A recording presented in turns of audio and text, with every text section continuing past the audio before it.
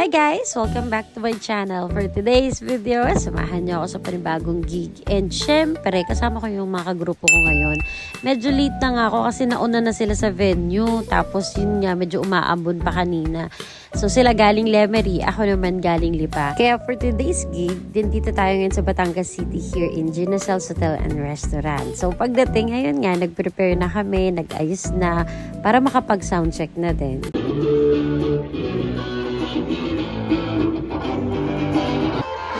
Grabe yung pawis ko!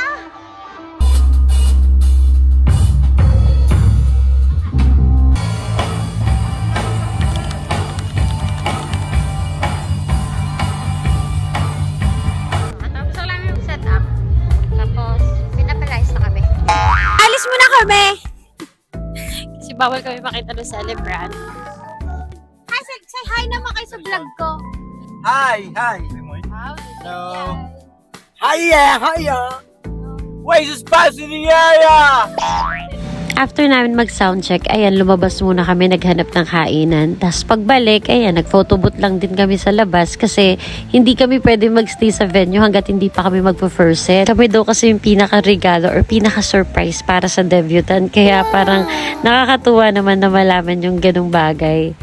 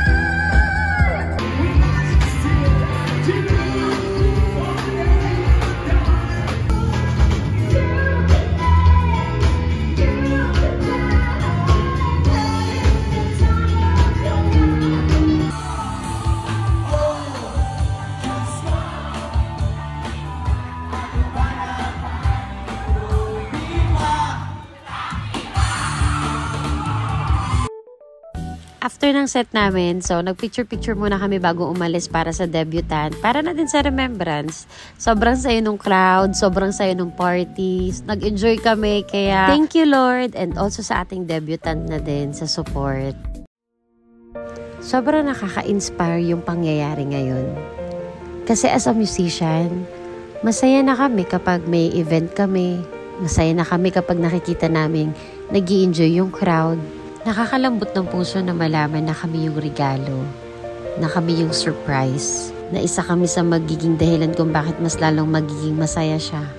Pero mas lalong lumambot yung puso ko nung makita ko yung reaction niya the moment nung makita niya kami. Sa 1,000 duda namin sa sarili namin, binigyan niya kami ng isang dahilan para sabihin na tama yung ginagawa namin, na mas pahalagahan pa yung talento na binigay sa amin ni Lord kasi nakakapagbigay kami ng saya. Hindi man kami sikat, hindi man kami magaling, pero kayamanan na sa amin yung makapagpasaya ng tao.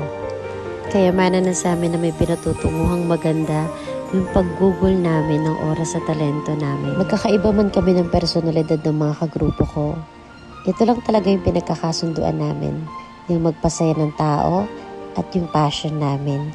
Kaya sa mga sumusuporta sa amin, maraming salamat. Blessing kayo ni Lord sa amin.